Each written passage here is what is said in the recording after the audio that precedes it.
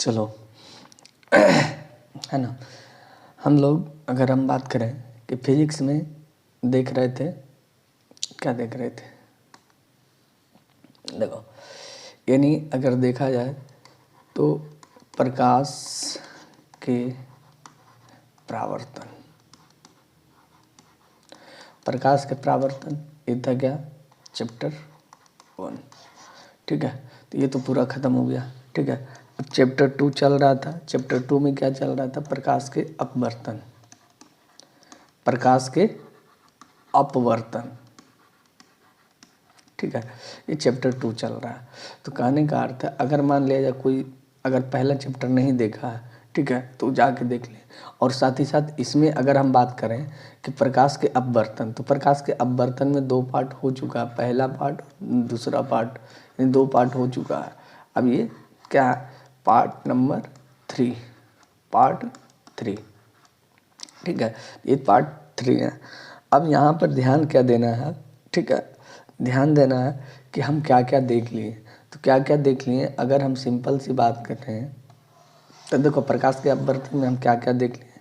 अपवर्तन क्या होता है ना, अपवर्तन क्या होता है, अपवर्तन के नियम देख लिए, अपवर्तन के यूज देख लिए, बाकी हर एक चीज़ हम देख लिए थे। ठीक है, यानी प्रकाश के अपवर्तन का घरेलू यूज क्या है, सरल से विरल माध्यम में जाएगा तब क्या होगा, है ना। अपवर्तन के नियम हो गया, स्नेल के नियम हो गया, साइन आई बटा साइन आर इजकल टू के एक नियतांक है, बाकी वगैरह जितना भी था इसमें हर एक पॉइंट देख चुके थे।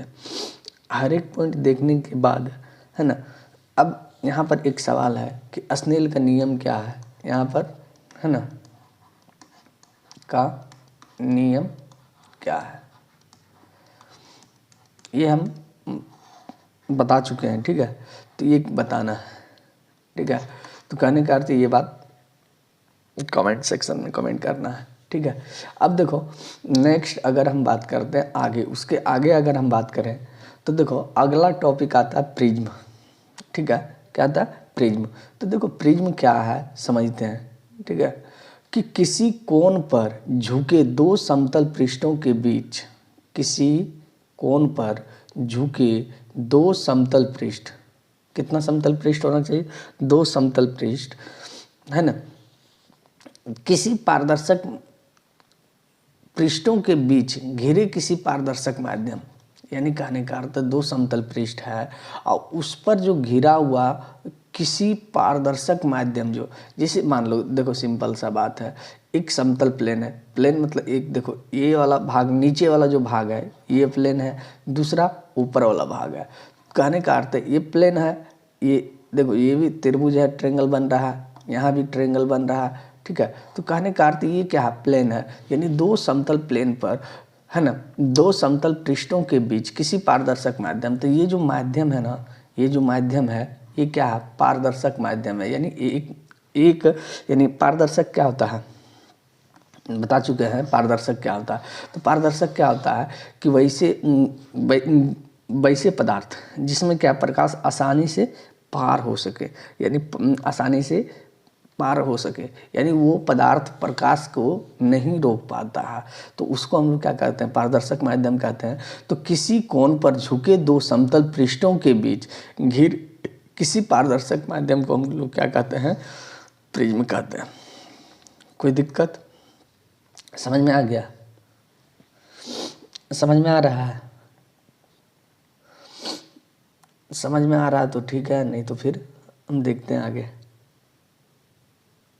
ठीक है, तो कहने का अर्थ है देखो अगर नहीं समझ में आए तो एक बार और देख लेते हैं, यानी प्रिज्म क्या है। ठीक है, एक बार और समझो।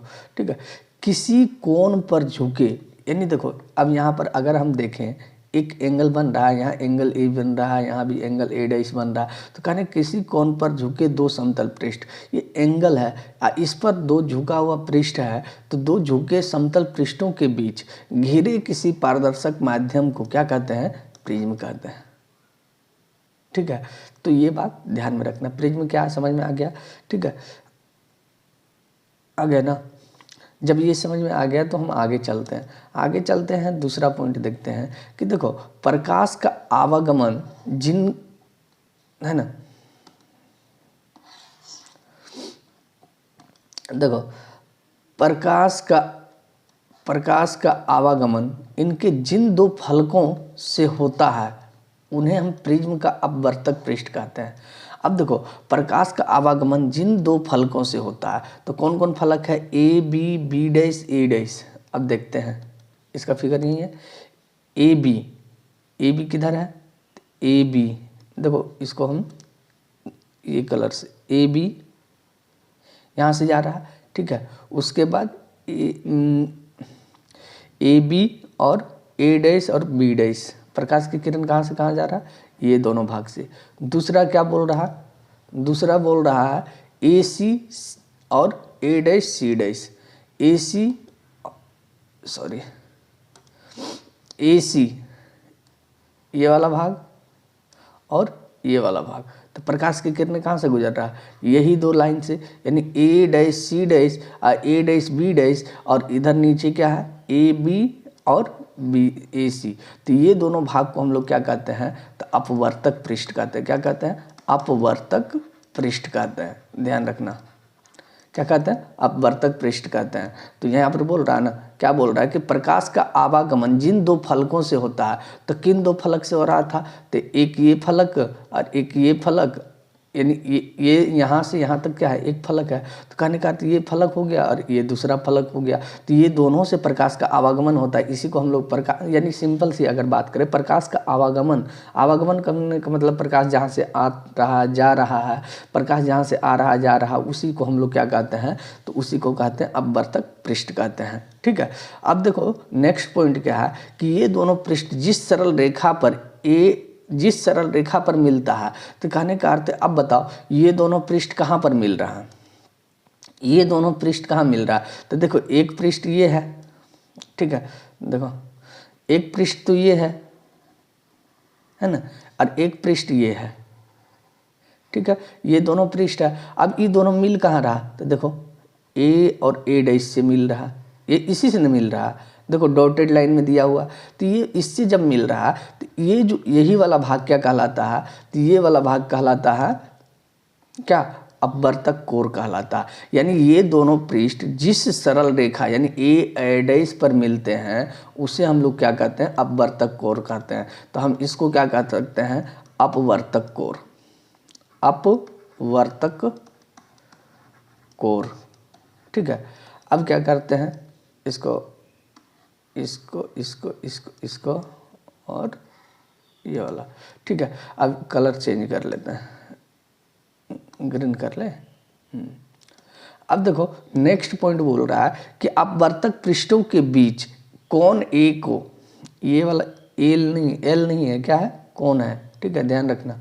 कोण ए को प्रिज्म का अपवर्तन कोण तथा केवल प्रिज्म का कोण कहते हैं।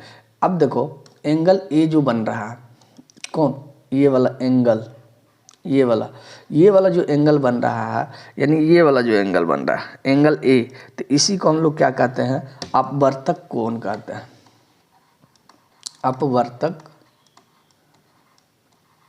कोण, या इसी को प्रिज्म कोण कहते हैं। क्या कहते हैं, अपवर्तक कोण बोलो या तो बोल सकते हैं इसको प्रिज्म कोण, प्रिज्म कोण, ठीक है। तो कहने का अर्थ, ये बात समझ में आ रहा है। देखो हम लोग अभी क्या देख लिए, पहला पॉइंट देखे थे, है ना, पहला पॉइंट क्या देखे थे कि ए डैश बी डैश, है ना, और ए बी, है ना, और ए डैश सी डैश और ए सी, ये क्या कहलाया था, अपवर्तक पृष्ठ कहलाया। दूसरा पॉइंट देखे थे कि ए डैश और ए क्या कहलाया, तो अपवर्तक कोण कहलाया, और एंगल ए जो बन रहा है एंगल ए, तो एंगल ए क्या कहलाया, अपवर्तक कोण या प्रिज्म कोण कहलाया। समझ में आ गया ना, कोई दिक्कत नहीं। तो ये दिख जाए खाली, है ना, तो अब समझ में आ रहा है, ठीक है। नेक्स्ट अगर हम अगला पॉइंट की बात करते हैं, तो अगला पॉइंट बोल रहा है कि अपवर्तक कोण के सामने पृष्ठ बी सी और बी डैश सी डैश को प्रिज्म का आधार कहते हैं। तो किसको, बी सी, है ना, बी सी। तो देखो यहाँ पर देखो, इसका कलर ले लेते हैं, चेंज करते हैं, दूसरा कलर लेते हैं। अब देखो जो बी डैश, अब वर्तक कोर के जो सामने बी सी है ना, क्या है बी सी, अब बी डैश सी डैश ये दोनों जो है ना, तो ये दोनों को कहने का अर्थ है बी डैश सी डैश और बी सी, ये दोनों को हम लोग क्या कहते हैं, तो ये दोनों को हम लोग कहते हैं परावर्तक पृष्ठ कहते हैं। क्या कहते हैं, परावर्तक यानी प्रिज्म का आधार कहते हैं। क्या कहते हैं, प्रिज्म का आधार। तो हम इसको क्या कहते हैं, तो इसको कहते हैं प्रिज्म का आधार, प्रिज्म का आधार। समझ में आ रहा है। तो हम लोग क्या प्रिज्म में क्या क्या देख लिए, तो हम लोग देख लिए अपवर्तक कोर क्या होता है, ठीक है, अपवर्तक कोर क्या होता है, अपवर्तक पृष्ठ क्या होता है, अपवर्तक कोण क्या होता है, या प्रिज्म कोण क्या होता है, साथ ही साथ प्रिज्म के आधार भी देख लिए, ठीक है। तो अब बताओ यहाँ तक अगर प्रॉब्लम है तो बताओ, फिर आगे हम बताते हैं, ठीक है। तो देखो यहाँ तक अगर प्रॉब्लम नहीं है, ठीक है, तो हम आगे चलते हैं। तो अगला क्या है कि अपवर्तक कोर के लंबवत एक तल द्वारा प्रिज्म की काट ABC को प्रिज्म का मुख्य काट कहते हैं। यानी अब लंबवत एक तल है और द्वारा प्रिज्म की काट क्या ABC। तो देखो अब लंबवत, तो अब बताओ हम लोग क्या जानते हैं, एक क्षैतिज रेखा होता है, एक लंबवत, यानी एक क्षैतिज होता है, एक ऊर्ध्वाधर होता है, ऊर्ध्वाधर को ये क्या कहते हैं, लंबवत कहते हैं। तो अब बताओ ये लंबवत है, तो लंबवत में देखो ABC, तो A B और C, तो ये वाला जो तल कहलाएगा ये क्या कहलाता है, मुख्य काट कहलाता है। यानी ये पूरा क्या कहलाता है, मुख्य काट कहलाता है। तो इसको ऐसे करो, ये वाला पूरा वाला भाग क्या कहलाता है, ये पूरा वाला भाग है ना मुख्य काट कहलाता है। क्या कहलाता है, मुख्य काट। यहाँ तक अगर कोई दिक्कत है तो बताओ, यहाँ तक दिक्कत नहीं होना चाहिए, ठीक है। तो प्रिज्म समझ में आ रहा है कि प्रिज्म क्या है, कैसे बनता नहीं बनता। अब प्रिज्म में कोई दिक्कत होगा, नहीं होना चाहिए, ठीक है, नहीं होना चाहिए। तो हम आगे चलते हैं, ठीक है, आगे चलते हैं। अगला क्या है, अगला नोट में ध्यान देना है कि ऐसे कांच के प्रिज्म के व्यवहार होता है जिसका मुख्य काट समबाहु त्रिभुज है। तो देखो सिंपल सी बात, अगर हम प्रिज्म की बात करते हैं तो प्रिज्म कुछ इस प्रकार से था। फिगर बनाने की कोशिश करें, बन जाएगा।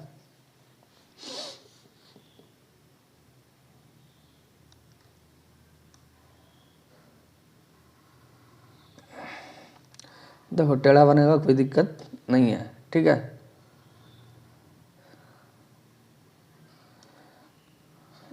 बन जाना चाहिए खाली।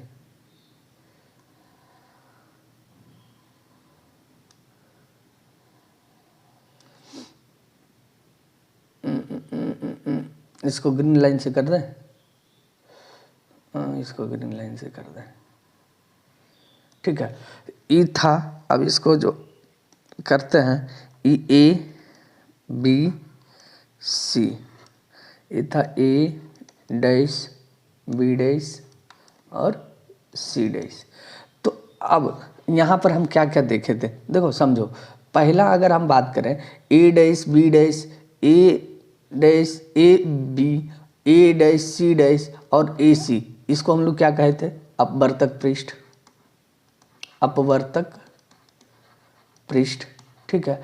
दूसरा अगर हम बात करें तो A' और A को क्या बोले थे, अपवर्तक कोर,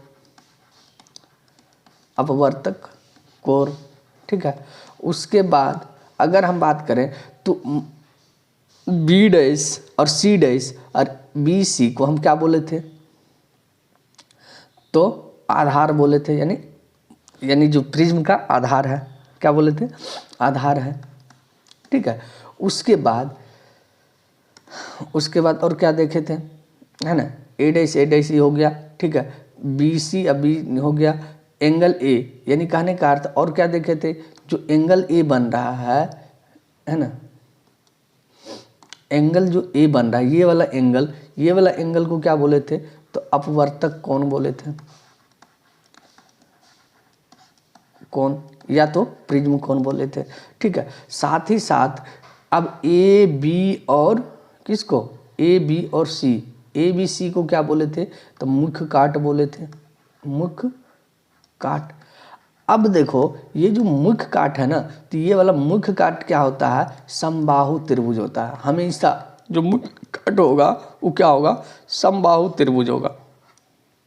क्या होगा, समबाहु त्रिभुज। अब अगर समबाहु त्रिभुज की बात करते हैं तो समबाहु त्रिभुज का अगर सिंपल सी बात करें तो क्या होता है, तीनों भुजा बराबर होता है, तीनों भुजा बराबर होता है।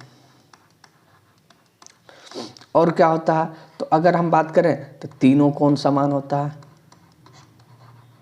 कोण बराबर होता है। जब समबाहु त्रिभुज है तो तीनों भुजा तीनों कोण बराबर होता है। तो कोण कितने डिग्री, प्रत्येक कोण कितने डिग्री का होता है, 60 का होता है। ठीक है, तो कहने का अर्थ, अब बताओ यहाँ पर अगर प्रिज्म के एंगल का बात पूछेगा तो ई कितना होगा, 60 होगा। ई कितना होगा तो ई भी 60 होगा। ई भी कितना होगा तो ई भी 60 होगा, क्योंकि क्या है, समबाहु त्रिभुज है। ठीक है, तो कहने का अर्थ ये चीज़ मैथ में डिटेल से पढ़ेंगे, समबाहु त्रिभुज क्या होता है, समबाहु त्रिभुज के बारे में। ठीक है, तो यहाँ पर समझ में आ गया क्या कि ऐसे कांच के प्रिज्म का व्यवहार होता है, यानी ऐसे कांच के प्रिज्म का व्यवहार होता है जिसकी मुख्य काट समबाहु त्रिभुज होती है, और इसलिए प्रिज्म का अपवर्तक कोण कितना होता है, 60 डिग्री। तो ऑब्जेक्टिव में पूछ सकता है कि प्रिज्म का अपवर्तक कोण कितना होता है, तो 60 डिग्री होता है। ठीक है, अब देखो, अब यहाँ पर यहाँ तक समझ में आ गया, यहाँ तक समझ में आया कि अपवर्तक कोण कितना होता है, ये समझ में आ गया कि अपवर्तक कोण क्या होता है, परावर्तक पृष्ठ क्या होता है, ये सब वगैरह हम लोग देख चुके हैं। ठीक है, यानी कहने का अर्थ है, अब देखो हम लोग क्या क्या देख लिए अभी तक। प्रिज्म देखे,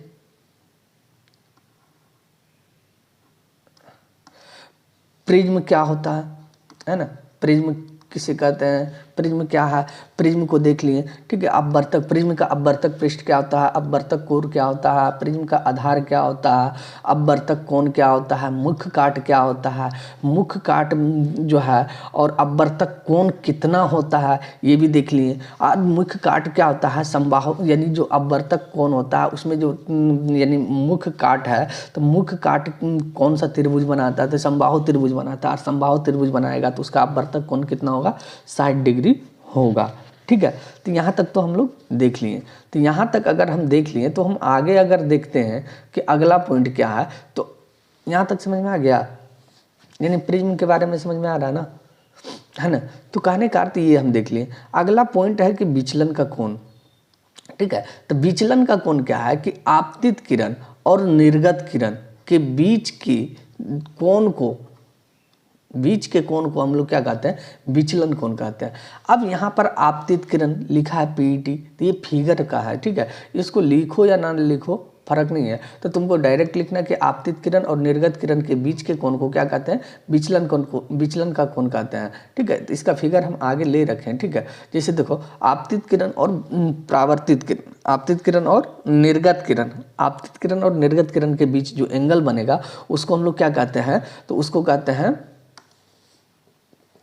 है ना, विचलन का कोण कहते हैं। ठीक है, तो अब देखो यहाँ पर आपतित किरण पीईटी क्या है, पीईटी। अब समझो पीईटी कौन है, तो देखो आपतित किरण, देखो पी है ना, पी ई है ना, पी ई और टी, टी कहाँ है, यहाँ पे। तो देखो आपतित किरण ये क्या है, यहाँ से गया कोई भी किरण, यहाँ से गया तो ये क्या है, आपतित किरण जा रहा है। ठीक है, आपतित किरण पीईटी, ठीक है, आपतित किरण पीईटी और निर्गत किरण क्या है, डीएफएस, डीएफएस, निर्गत किरण डीएफएस, डी यहाँ से निकला डी, ये देखो डी एफ और एस, कहने का अर्थ है डीएफएस। तो आपतित किरण और निर्गत किरण के बीच जो कोण बना, तो बताओ ये दोनों के बीच कौन कौन बना, ई डी एफ बना, ई डी एफ। हम क्या लिख सकते हैं, यानी पीईटी, पीईटी है ना, पीईटी क्या हो जाएगा, आपतित किरण, आपतित किरण, और निर्गत किरण क्या हो गया, तो डीएफएस, निर्गत, निर्गत क्या हो गया, डीएफएस। अब ई दोनों के बीच जो एंगल बन रहा है, तो एंगल बन रहा है ईडीएफ, है ना, ईडीएफ, ये एंगल बन रहा है। तो ये एंगल को हम लोग क्या कहेंगे, तो ये इसी एंगल को हम लोग कहते हैं विचलन का कोण कहते हैं। देखो टीडीएफ या तो ईडीएफ, तो कहने का अर्थ है इसी को हम लोग विचलन कोण कहते हैं। अब देखो यहाँ पर हम लिए थे क्या, ई डी एफ, या फिर क्या लिया टी डी एफ, यानी ये वाला एंगल, सॉरी उल्टा ले लिया हम। तो कहने का अर्थ ये वाला एंगल कौन सा, टी डी एफ, कौन सा, टी डी और एफ। तो ये वाला जो एंगल बनेगा, ये वाला एंगल क्या कहलाएगा, तो ये वाला एंगल कहलाएगा विचलन का कोण कहलाएगा, विचलन का कोण। ठीक है, तो ये समझ में आ गया, क्या हो जाएगा टी डी एफ। ठीक है, तो यहाँ तक कोई दिक्कत है तो बताओ, यहाँ तक दिक्कत नहीं होना चाहिए। तो हम इसको क्या करते हैं, लिख देते हैं टी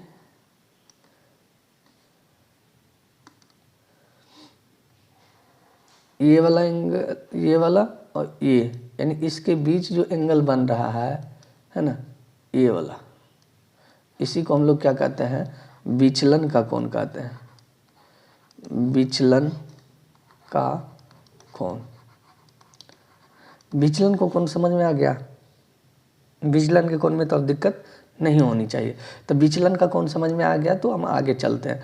नोट, अब देखो यह प्रिज्म के अपवर्तक कोण पर निर्भर करता है। तो कहने का अर्थ है प्रिज्म के अपवर्तक कोण, अब देखो प्रिज्म का अपवर्तक कोण कितना है, 60 डिग्री। अब इसी पर डिपेंड करता है कि विचलन कोण कितना होगा, नहीं होगा। ठीक है, तो कहने का अर्थ है अपवर्तक कोण पर कौन डिपेंड करता है, ये विचलन का कोण जो है अपवर्तन कोण पर डिपेंड करता है। दूसरी बात, विचलन का अपवर्तक कोण अधिक होने पर विचलन कोण भी अधिक होगा। अगर विचलन का यानी देखो प्रिज्म का अपवर्तक कोण अगर 60 है, तो इसका भी तो मान लो कुछ विचलन कोण 60 डिग्री है। ठीक है, अगर इसका मान लो 80 है तो ये भी बढ़ जाएगा। यानी कहने का अर्थ जितना जो है अगर अपवर्तक कोण होगा, ठीक है, जितना अगर अपवर्तक प्रिज्म का अपवर्तक कोण होगा उतना ही विचलन कोण क्या होगा, अधिक होगा। अगर विचलन अपवर्तक कोण बढ़ते जा रहा तो विचलन कोण भी बढ़ते जाएगा, ये बात ध्यान में रखना। तो प्रिज्म के अपवर्तक कोण पर निर्भर करता, अगर वो बढ़ेगा तो ये भी बढ़ेगा, यानी अपवर्तक कोण बढ़ेगा, प्रिज्म का अपवर्तक कोण बढ़ेगा तो प्रिज्म का विचलन कोण भी बढ़ेगा, प्रिज्म का अपवर्तक कोण घटेगा तो विचलन का अपवर्तक विचलन कोण भी घटेगा। तो ये इस बात समझ में आ गया विचलन कोण क्या होता है। ठीक है, तो इसके बारे में हम देख लिए। ठीक है, नेक्स्ट अगर हम अगला पॉइंट देखते हैं तो अगला पॉइंट आता है लेंस। क्या, लेंस। अब अगर हम देखो अगला पॉइंट अगर लेंस की बात करते हैं तो लेंस क्या है ना, लेंस की अगर बात करें तो लेंस पारदर्शक पदार्थ का वह टुकड़ा है जो दो निश्चित ज्यामितीय सतहों से घिरा, यानी कहने का अर्थ है लेंस क्या है, किसी भी पारदर्शक यानी जैसे कहने का अर्थ है जिससे प्रकाश आसानी से पार हो जाए। प्रकाश यानी कहने का अर्थ पारदर्शक, जो भी पारदर्शक पदार्थ है, यानी मान लो शीशा क्या है, पारदर्शक पदार्थ है, यानी इधर से लाइट जलाएंगे तो उस पार हो जाएगा, रुकेगा नहीं। तो कहने का अर्थ अगर कोई भी पारदर्शक पदार्थ है तो वो एक पारदर्शक पदार्थ का क्या होता है, टुकड़ा होता है जो निश्चित ज्यामितीय सतहों से घिरा। जैसे ये मेरा चश्मा है तो चश्मा, ये जो शीशा लगा हुआ है तो शीशा क्या है, पारदर्शक है, क्या हम देख रहे हैं कि नहीं, यानी कहने का अर्थ इसको लगाने के बाद देख रहे हैं। तो कहने का अर्थ इस तरह का, यानी कहने का अर्थ लेंस पारदर्शक पदार्थ का वह टुकड़ा है जो निश्चित ज्यामितीय सतहों से घिरा रहता है। जैसे मेरा जो शीशा है क्या, उत्तल लेंस है, तो कहने का अर्थ उत्तल लेंस, कैसे उत्तल लेंस है, तो कहने का अर्थ ये सब चीज़ हम देखेंगे। तो कहने का अर्थ देखो सिंपल सा है कि लेंस पारदर्शक पदार्थ का वह टुकड़ा है, यानी लेंस जो है किसी भी पारदर्शक, यानी जिससे प्रकाश आसानी से पार हो सकता है, तो पारदर्शक पदार्थ का वह टुकड़ा है जो दो निश्चित ज्यामितीय सतहों से घिरा रहता है। निश्चित ज्यामितीय सतह मतलब एक फिगर के अकॉर्डिंग जो है वो क्या होता है, घिरा हुआ होता है, उसी को हम लोग क्या कहते हैं, लेंस कहते हैं। घिरा रहता है, क्या कहलाता है, लेंस कहलाता है, लेंस कहलाता है। ठीक है, यहाँ तक कोई दिक्कत, लेंस में अगर कोई दिक्कत है तो बताओ, है ना। अब देखो बाकी इसको क्या करना है, याद भी करना है, इन्हें कि खाली पढ़ते चल जाना, लिखते चल जाना नहीं, देखना भी है, याद भी करना है। ठीक है, और कल बोले ही थे, कल के क्लास में बताए थे कि जो है कि सारा का ऑब्जेक्टिव भी हम करवाएंगे। ठीक है, तो ऑब्जेक्टिव ये मत सोचना कि ऑब्जेक्टिव नहीं करवाएंगे, ऑब्जेक्टिव भी करवाएंगे। ठीक है, अब देखो लेंस की दोनों सतहें गोलीय एवं दोनों में से एक गोलीय। देखो लेंस की जो सतह होगा, लेंस की जो सरफेस होगा ना, लेंस की जो सरफेस होगा, दोनों सरफेस अगर मान लिया जाए एक दोनों सरफेस, तो दोनों सरफेस या तो गोलीय हो सकता है या दोनों में से एक गोलीय होगा और एक क्या होगा, समतल हो सकता है। या तो कुछ वह लेंस से बेलनाकार भी होता है, कुछ लेंस से क्या होता है, बेलनाकार भी होता है। तो हमेशा ध्यान रखना कि लेंस की आकृति निश्चित नहीं होती है। लेंस की आकृति हो सकता है दोनों सरफेस क्या गोलीय हो, लेंस की सतह हो सकता है एक गोलीय हो एक समतल हो सकता है लेंस की, कुछ लेंस की ऐसी भी सतह होती है जिसका क्या होता है, बेलनाकार होता है, जिसके बारे में हम लोग पढ़ेंगे जब लेंस, जब इसका देखेंगे लेंस के बारे में, लेंस किस लेंस का उपयोग कहाँ करते हैं, तो हम इसके बारे में हम बताएंगे। ठीक है, अब देखो लेंस के प्रकार, तो लेंस के प्रकार की अगर बात करते हैं तो लेंस दो प्रकार के होते हैं। कितने प्रकार के होते हैं, लेंस दो प्रकार के होते हैं। एक होता है उत्तल लेंस, क्या होता है, उत्तल लेंस, और एक होता है अवतल लेंस। उत्तल लेंस को क्या बोलते हैं, कॉन्वेक्स लेंस बोलते हैं, अवतल लेंस को कॉनकेव लेंस। अब देखो उत्तल लेंस क्या है, उत्तल लेंस में किनारे की अपेक्षा मध्य का भाग अधिक मोटा होता है। कहने का अर्थ है कि उत्तल लेंस में किनारे की अपेक्षा मध्य का भाग, यानी कहने का अर्थ सिंपल सा है कि उत्तल लेंस हम किसको कह सकते हैं, जैसे ये वाला हम बना दिए, तो ये वाला अगर हम बनाएं तो सिंपल सी देखो किनारे में क्या पतला है, अब बीच में क्या है, मोटा है, बन गया थोड़ा, है ना। अब देखो इसका फिगर भी है मेरे पास ऑलरेडी। तो देखो उत्तल लेंस क्या है, तो देखो उत्तल लेंस, तो देखो इसमें बीच में क्या है, मोटा है, बीच में देखो कितना मोटा है, और किनारे पर देखो कितना पतला है ना। तो उसी तरह देखो इसमें किनारे पर कितना पतला है और बीच में कितना मोटा है ना। तो कहने का अर्थ इसमें भी वही है। तो कहने का अर्थ है उत्तल लेंस हम उसको कहते हैं जिसका जो है बीच में मोटा हो और किनारे पर कैसा हो, पतला हो, तो वो क्या कहलाता है, उत्तल लेंस कहलाता है। अब समझ में आ गया उत्तल लेंस क्या है। तो उत्तल लेंस क्या है कि वैसे लेंस जिसमें क्या है किनारे पर तो पतला हो तथा बीच में क्या हो, मोटा हो, वो क्या कहलाता है, उत्तल लेंस कहलाता है। ठीक है, अब अगर उत्तल लेंस कहलाता है, नेक्स्ट अगर हम बात करें तो उत्तल लेंस के विभिन्न रूप। देखो उत्तल लेंस समझ में आ गया, उत्तल लेंस समझ में आ गया। देखो उत्तल लेंस अगर समझ में आ गया तो हम आगे चलते हैं। ठीक है, उत्तल लेंस अगर समझ में आ गया तो हम आगे चलते हैं। ठीक है, तो देखो अगला क्या है, अगला पॉइंट अगर देखें तो उत्तल लेंस के विभिन्न रूप। तो देखो उत्तल लेंस के तीन रूप होते हैं, उत्तल लेंस के भी और अवतल लेंस के भी। एक होता है उभयोत्तल, क्या होता है, पहला अगर हम बात करें उत्तल लेंस क्या होता है, उभयोत्तल, पहला उभयोत्तल, दूसरा होता है समतलोत्तल, तीसरा क्या होता है, अवतलोत्तल। यानी उत्तल लेंस के तीन भागों में बांटता है। एक होता है उत्तल, उभयोत्तल। तो उभयोत्तल क्या होता है, जिसके दोनों तल क्या होता है, उत्तल हो, यानी उभयोत्तल क्या है, जिसके दोनों तल क्या हो, उत्तल हो, वो क्या कहलाता है, उभयोत्तल कहलाता है। यानी दोनों तल, यानी कहने का अर्थ है प्रावर्तक पृष्ठ जो है, दोनों प्रावर्तक पृष्ठ क्या हो, अगर उत्तल ही होता है तो उसको हम लोग क्या कहते हैं, उभयोत्तल कहते हैं।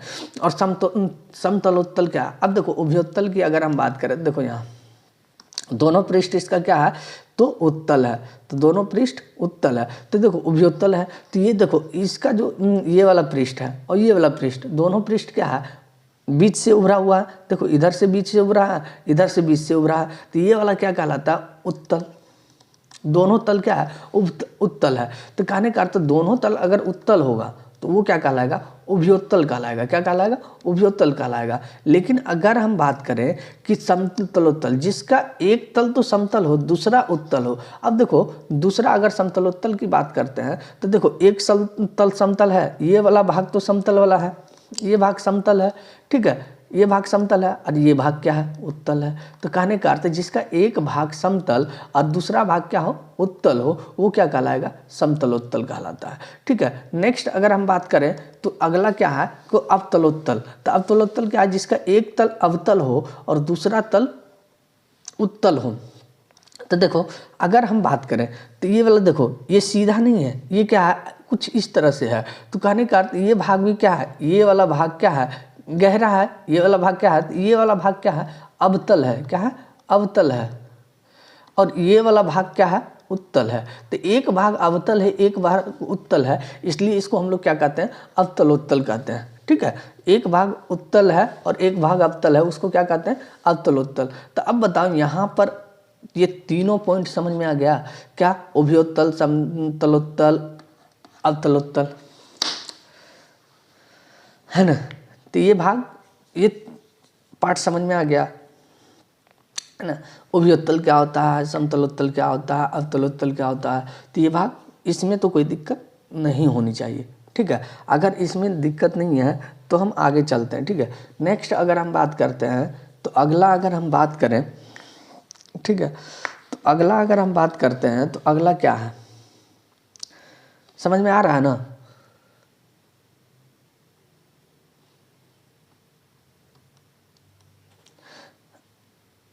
अगला देखो क्या है, तो अगला है अवतल लेंस। अवतल लेंस क्या है कि अवतल लेंस में मध्य भाग की अपेक्षा किनारे का भाग मोटा होता है। यानी अवतल दर्पण में देखो, इसमें उत्तल लेंस में क्या था कि मध्य का भाग मोटा था जबकि किनारे का भाग पतला था, जबकि इसके जस्ट अपोजिट अवतल दर्पण लेंस में होगा। अवतल लेंस में क्या होता है कि मध्य का भाग पतला होता है जबकि बाहर का भाग क्या होता है, यानी किनारे का भाग क्या होता है, मोटा होता है। यानी कुछ इस तरह से अगर मान लो कि ये है ना, बन जा बाबा, बन गया, बन जाएगा। हाँ, तो अब देखो इसका किनारे का भाग मोटा है, ये वाला भाग क्या है, मोटा है, ये वाला भी भाग क्या है, मोटा है, ये वाला भाग क्या है, पतला है, बीच वाला भाग क्या है, पतला है। तो अब बताओ, तो इसी को हम लोग क्या कहते हैं, अवतल लेंस। यानी कहने का अर्थ मध्य भाग की अपेक्षा किनारे भाग क्या होता है, मोटा होता है, वो क्या कहलाता है, अवतल लेंस कहलाता है। अवतल लेंस में कोई दिक्कत नहीं ना, तो कहने का अर्थ अवतल लेंस में भी कोई दिक्कत नहीं होनी चाहिए, ठीक है। नेक्स्ट अगर हम बात करें अगला है ना, अब देखो अवतल लेंस के विभिन्न रूप। तो अवतल लेंस के भी विभिन्न रूप में क्या है, पहला अगर बात करें तो पहला होता है उभयातल, दूसरा होता है समतलावत्तल, तीसरा होता है उपतलावत्तल। यानी कहने का अर्थ है, सिंपल सी बात है कि अवतल लेंस को भी 3 भागों में बांटते हैं, एक उभयावत्तल, समतलावत्तल और एक उत्तलावत्तल। तो देखो अगर उभयावत्तल के बात कर रहे हैं तो जिसके दोनों तल अवतल हो, जिसके दोनों तल अवतल हो। तो अब एक चीज़ बताओ, इसमें देखो ये वाला भाग भी अवतल है ना, ये वाला भाग भी अवतल है और ये वाला भाग भी अवतल है। तो दोनों अवतल है, तो इसलिए हम इसको क्या कहते हैं, उभयावतल कहते हैं, ठीक है। तो दोनों भाग अगर अवतल होगा तो क्या कहेंगे, अवतल। अब देखो दूसरा अगर बात करें तो ये तो अवतल है, ये तो अवतल है, सॉरी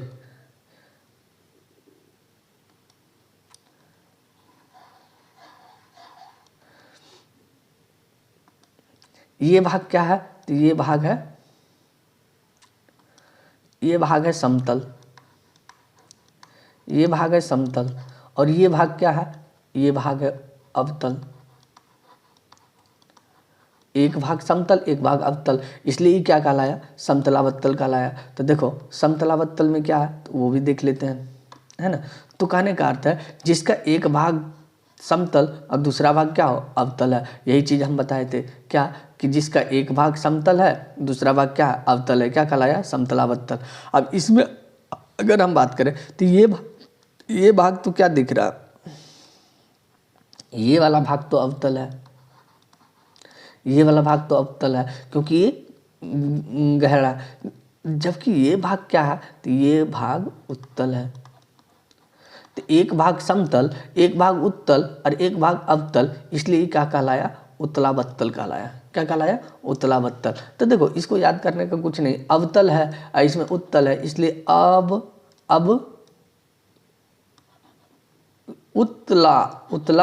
उत्तल को उत्तला बत्तल और को इसमें जोड़ दिया, ठीक है, उत्तला बत्तल हो गया, ठीक है। तो कहने का अर्थ ये हो गया। तो एक पहला क्या देखे थे, एक भाग अवतल दूसरा भाग भी अवतल हो तो क्या कहलाया, उत्तला बत्तल कहलाया। एक भाग समतल दूसरा भाग अवतल, वो भी क्या कहलाया, समतला बत्तल कहलाया।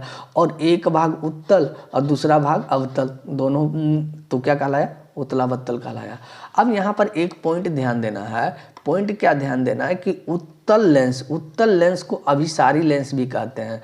तो यहाँ पर हम लिख देते हैं, ठीक है, यहाँ पे जगह मिलो, नोट में लिख देते हैं, ठीक है, कि उत्तल लेंस को क्या कहते हैं, अभिसारी लेंस कहते हैं, है ना। उत्तल लेंस को अभिसारी लेंस कहते हैं, अभिसारी लेंस कहते हैं, ठीक है। उसी तरह अगर हम बात करते हैं अगला, तो अवतल लेंस को अपसारी लेंस कहते हैं। क्या कहते हैं? अपसारी लेंस कहते हैं। ये तो उत्तल लेंस हो गया, है ना। इसमें जगह नहीं है, कहाँ चल गया?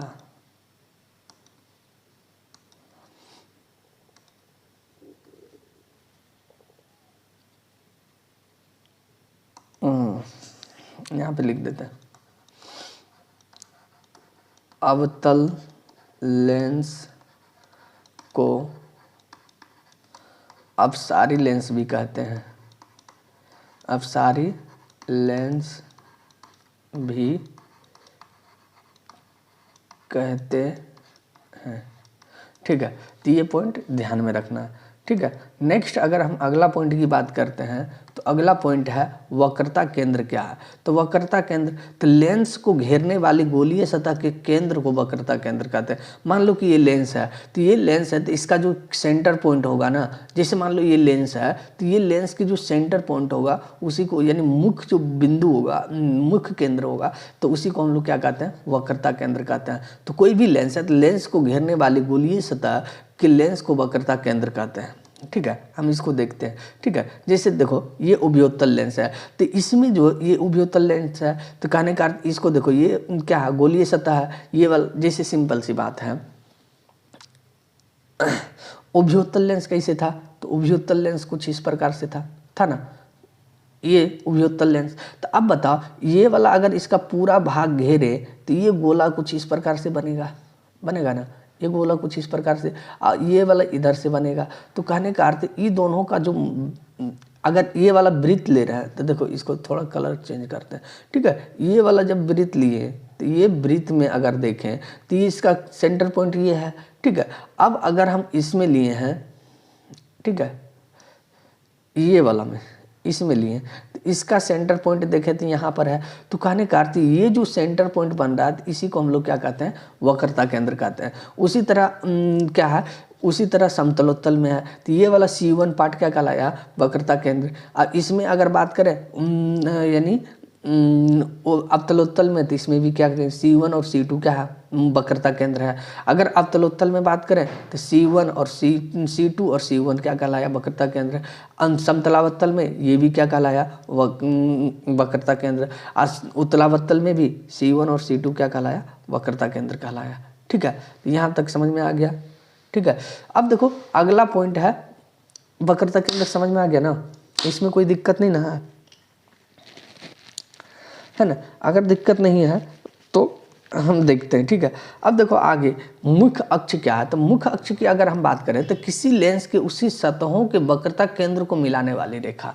तो अब देखो यहाँ पर, अब यहीं पर समझ लेते हैं कि मुख्य अक्ष क्या है। तो देखो ये दोनों को, यानी कहने का अर्थ है उभयोत्तल का, तो उभयोत्तल का C1 क्या है? वक्रता केंद्र है। C2 क्या है? वक्रता केंद्र है। अब ये दोनों को मिलाने वाली रेखा, ये दोनों को मिलाने वाली रेखा कौन है? ये वाला। तो इसी को हम लोग क्या कहते हैं? मुख्य अक्ष कहते हैं। अब बताओ इसमें कोई है? नहीं है। तो कहने का अर्थ ये वाला भाग जो कहलाएगा, ये वाला क्या कहलाएगा? मुख्य अक्ष कहलाएगा। अब बताओ C1 और C2 को मिलाने वाली रेखा कौन है? ये है, तो ये क्या कहलाएगा? मुख्य अक्ष कहलाएगा। इसमें कौन है? तो इसमें ये है, ये क्या कहलाएगा? मुख्य अक्ष। इसमें तो है ही नहीं। इसमें क्या है? तो यहाँ से यहाँ तक है, तो ये क्या कहलाएगा? मुख्य अक्ष कहलाएगा। अब बताओ मुख्य अक्ष में किसी को दिक्कत है तो बताओ, नहीं ना है, तो चलो आगे चलते हैं। मुख्य अक्ष में कोई दिक्कत नहीं होना चाहिए। अब मुख्य अक्ष में दिक्कत है कि नहीं है, अब ये बताना है, ठीक है। मुख्य अक्ष समझ में आ गया ना। अगर मुख्य अक्ष समझ में आ गया तो हम आगे चलते हैं, ठीक है।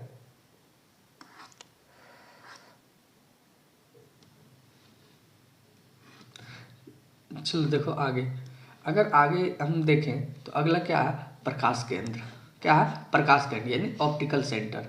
तो प्रकाश केंद्र की अगर बात करें तो किसी पतले लेंस में उसके मुख्य अक्ष पर वह बिंदु जिससे होकर जाने वाली किरण लेंस के अपवर्तन के बाद बिना विचलन के निकल जाता है। यानी देखो विचलन नहीं करता। विचलन नहीं करने का मतलब क्या, हम पीछे बता चुके हैं, जैसे ठोस है, ठीक है, ठोस है और मान लो कि द्रव है। यानी ठोस को अब क्या है, सघन माध्यम है, द्रव क्या है, विरल माध्यम। अगर मान लीजिए कोई भी किरण आती है ठोस से यानी सघन माध्यम से विरल में जाती है तो क्या होता है, अब यानी कहने का अर्थ जो मुख्य यानी कहने का अर्थ है ना, तो कहने का अर्थ इससे क्या होता है, दूर हट जाता है। क्या होता है, दूर हट जाता है। तो इसमें बताओ, इसमें जाना चाहिए था इधर से, लेकिन गया किधर से, इधर से, तो ये विचलन हो गया। लेकिन इसमें क्या होता है, विचलन नहीं होता है, यानी अभिलंब से दूर हट जाता है। तो अब बताओ, इसमें अभिलंब से दूर हट गया, लेकिन क्या इसमें कोई हो रहा है, तो देखो यानी कहने का अर्थ किसी पतले लेंस में उसके मुख्य अक्ष, यानी किसी पतले लेंस में कोई भी पतला लेंस है तो उसके मुख्य अक्ष पर वह बिंदु है जिससे होकर जाने वाली किरण लेंस से अपवर्तन के बाद बिना विचलन से निकल जाते हैं। यानी कोई भी विचलन नहीं करते। यानी कहने का अर्थ या सघन से विरल जा रहा है, विरल से सघन जा रहा, यानी सघन से, अब देखो हम पीछे बढ़ा चुके हैं कि जब सघन से विरल जाएगा, है ना, सघन से विरल जाएगा तो अभिलंब से दूर हट जाएगा, विरल से सघन जाएगा तो अभिलंब के नजदीक आ जाएगा। तो कहने का अर्थ ये क्या हो रहा है, विचलन हो रहा है। जाना चाहिए सीधा, निकल गया, थोड़ा हट के निकल गया, जाना चाहिए सीधा, निकल गया, पास से निकल गया। तो कहने का अर्थ ये सब प्रक्रिया इसमें संभव नहीं है। यही प्रक्रिया क्या कहलाता है, प्रकाश केंद्र कहलाता है। तो देखो इसमें प्रकाश की किरण आ रही, अब बताओ सेंटर यानी यही जो बिंदु है, अब बताओ ये सीधे निकल गया ना, तो यही क्रिया क्या कहलाता है, तो ये पतला लेंस है। ये क्या है, पतला लेंस, इसमें कोई भी विचलन नहीं करता है, तो पतला लेंस, तो ये क्या कहलाया, प्रकाश केंद्र। लेकिन अब बताओ इसमें क्या प्रकाश की किरण आया, मोटा लेंस की बात कर रहा है, प्रकाश की किरण आया यहाँ से, फिर जैसे ही मोटा लेंस में टकराया तो ये विचलन कर गया, विचलन किया ना, ये विचलन इधर कर गया, अब इधर विचलन किया, अब यहाँ से फिर ये सीधा निकल गया, यहाँ से ये सीधा निकल गया।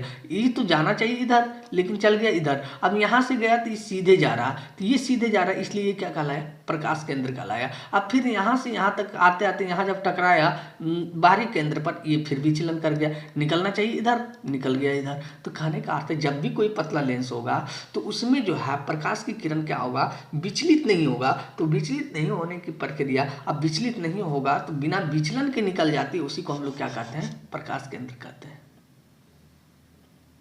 ठीक है, प्रकाश केंद्र समझ में आ गया ना, इसमें कोई दिक्कत नहीं ना है।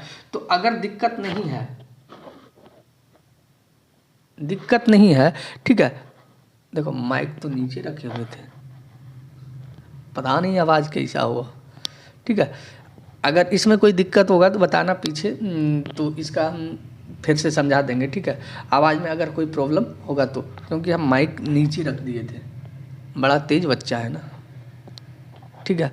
तो अब एक चीज़, यहाँ तक कोई दिक्कत नहीं होना चाहिए, ठीक है। अगर दिक्कत नहीं है तो हम आगे चलते हैं, आगे चलते हैं, ठीक है, आगे चलते हैं। तो आगे अब है नहीं, ठीक है। तो ये आज की क्लास यहीं तक रखते हैं, ठीक है।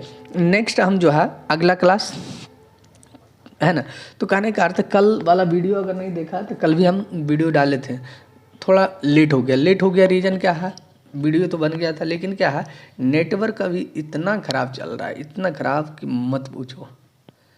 एक वीडियो अपलोड करने में बहुत समय लग रहा है, ठीक है।